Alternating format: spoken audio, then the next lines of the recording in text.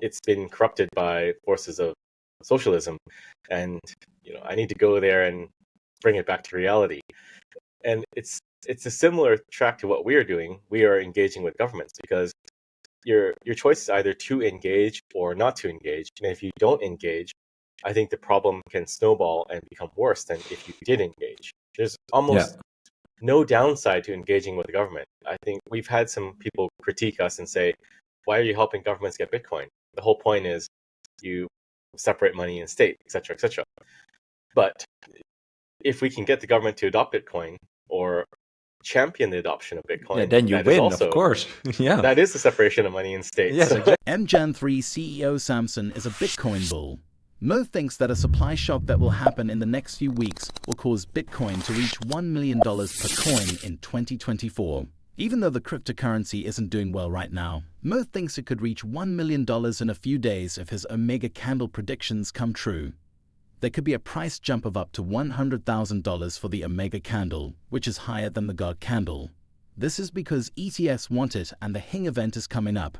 Mo, CEO of Gen3, a Bitcoin-focused company committed to hyperbitcoinization, thinks that nation-states will want Bitcoin even more. His main job is to orange pill world's most important government officials. A chat with Bram Kanstein, Mo shows that a lot of countries are interested in Bitcoin, but they need the price to go up before they join. Luckily, the US Securities and Exchange Commission gave the go-ahead for a number of spot Bitcoin ETFs. Mo thinks that these countries and autonomous regions like Makara just need a little more push in the form of big price increases before they'll fully commit. Mo thinks that things will get crazy when nation-states start buying Bitcoin, which could push the price to $1 million as the event gets closer. More institutional investors will join through BlackRock's IBIT and other Bitcoin ETFs. If you want to see more videos like this, subscribe to the channel and turn on post notifications. So the mission of Gen3 is to accelerate hyperbitcoinization, or the point at which we no longer need to go back to fiat monies. And it's also helping onboard countries and getting them onto a Bitcoin standard, because our theory is that we will end up on a Bitcoin standard, but there will be some chaos as we transition into that. So fiat monies have to be phased out, which means you might need parallel systems at some time, which is a Bitcoin track alongside the fiat track, so people can gradually move over. Because if it is a very sudden cataclysmic event, then a lot of people will simply be left out and will be scrambling to get into Bitcoin. So we're here to sort of usher in as well as ease that transition to Bitcoin. And the reason why we're doing this is because I don't really see that many people out there doing what we do today, engaging with governments and trying to educate them and work with them. There are a lot of grassroots movements, but there is also an importance to focus on the top level adoption, because the top level can make it very difficult for grassroots adoption if the laws and the regulations don't make any sense. And I think that is the value we bring. We can show the governments that this is a model for how you could adopt Bitcoin potentially, and you can implement some laws that will foster these grassroots communities and help them grow. And I think a good example of this is I saw on Twitter or X today, Javier Milei from Argentina, the new president of Argentina. He went to the World Economic Forum, and I think he was commenting, it's been corrupted by forces of socialism, and I need to go there and bring it back to reality. And it's a similar track to what we are doing. We are engaging with governments because your choice is either to engage or not to engage. And if you don't engage, I think the problem can snowball and become worse than if you did engage. There's almost no downside to engaging with the government. I think we've had some people critique us and say, why are you helping governments get Bitcoin? The whole point is you separate money and state, et cetera, et cetera. But if we can get the government to adopt Bitcoin or champion the adoption of Bitcoin, then you win, of course. That is the separation of money and state. Yes, so, exactly. There's a few ways to approach it. You could hunker down and be anti-government and never want to engage and just do your own thing. But the sad reality is the government could come after you someday, just like in Europe, they're going after self-hosted wallets, right? If there had been more engagement, more things like Bitcoin in Bundestag in Germany, maybe that wouldn't have happened because you can educate them. And educating anybody, regardless if it's like some no coiner or the government, has really no downsides, right? The worst they'll do is say, no, I still hate Bitcoin, but they can't destroy Bitcoin. They could. The only thing that might happen is they have less bad regulation, which, in my view, is a good thing. Recent reports say that Mow's very positive views on Bitcoin in 2024 are shared by a lot of other well-known crypto personalities, analytics firms, and other crypto-focused groups. Franklin has become a partner with the California-based hedge fund Panther.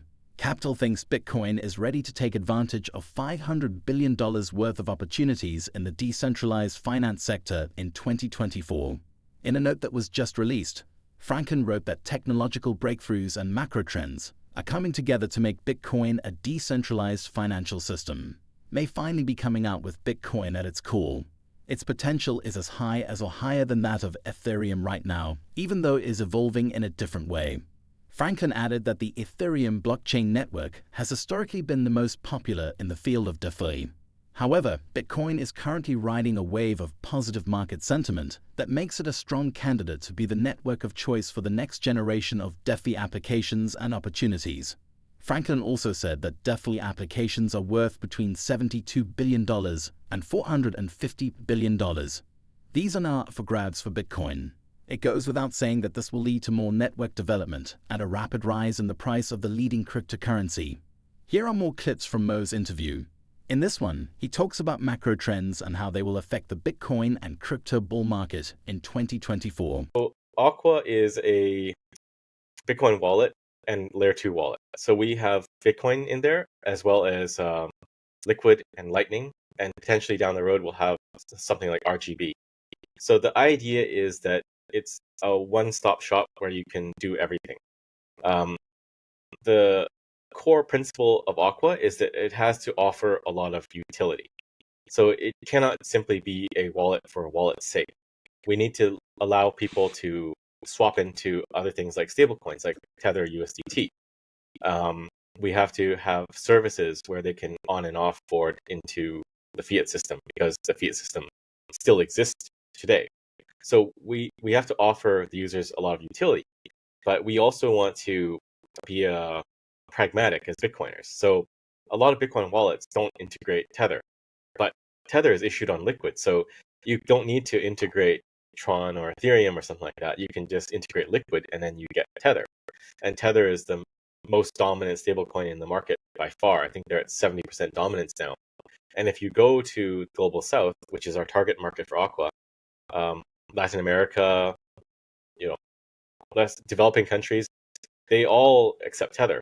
But the sad thing is that they're using it on Tron and Ethereum. And we hope that by pushing Aqua, they'll start to use it on Liquid. And there will be benefits to them using it on Liquid as well, because Liquid has confidential transactions. So instead of everyone being able to see all your purchases, it's confidential, and you can unblind transactions as needed. But we'll have this deep integration with all these services that allow you to move your assets fluidly between main chain Bitcoin to layer 2 Bitcoin, which is Lightning and Liquid, and to Tether. And you can do that just using swap services. So we can be a non-custodial wallet and be a technology provider and simply integrate these services. So right now, the iOS version is a little bit gimped because Apple wouldn't let us have a swap button there. So we're working through that. But the Android version, you can go from main chain Bitcoin to Liquid to USDT, and then from the Liquid wallet, you can send out on Liquid or on Lightning. So you can see we can sort of access everything. And the USDT channel, we can use swaps through Sideshift and go on to other chains as well. So if you're from Europe and you're traveling in LATAM and you want to go to Argentina and you have to deal with people that want Tether to get Argentinian pesos, well, you'll be able to go there with Aqua, swap to USDT, and send it to them on Tron. And it's all in one interface. And sadly, we have to do that right now, but maybe in a couple of years, you'll just send them Liquid Tether, and You don't have to swap to Tron. Also this week, former US President Donald Trump surprised everyone in the cryptocurrency industry when he told Fox News that Bitcoin has become too popular and will likely need some rules to control it. While this is not an official endorsement of Bitcoin, it is the closest thing Trump has come to doing so. The former president has always been against cryptocurrencies and just recently said again that he doesn't like central bank digital currencies. It's a currency, I like the dollar, but a lot of people are using Bitcoin, and to be honest, it's taken on a life of its own. You probably need to regulate it, but a lot of people are using it. And more I'm seeing people wanting to pay Bitcoin. I think it's interesting, so I can live with it either way. Do you think Trump is finally warming up to Bitcoin and other cryptocurrencies? Please leave your comments and thoughts about Samson Mow's interview below. Also, don't forget to like this video, subscribe to the channel, and turn on post notifications to get more videos like this. Thanks for watching.